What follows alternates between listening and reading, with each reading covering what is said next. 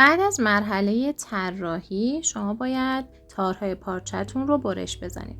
قسمت هایی که با خودکار علامت میزنم جاهایی هستن که باید با قیچی برش بزنید. من 1/4 از نقشم رو علامت میزنم.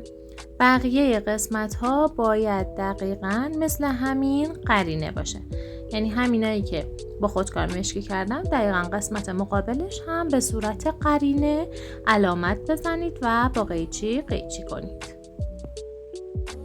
It helps the speaker lead his audience into the scene he describes by creating an imaginary picture. Usually, it's something that moves.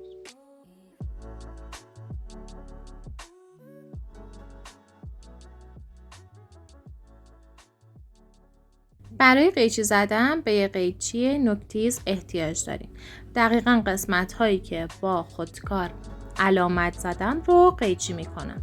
بعد از اینکه شما سمت چپ رو قیچی کردین، قسمت راست و بالا و پایین رو هم قیچی بزنید.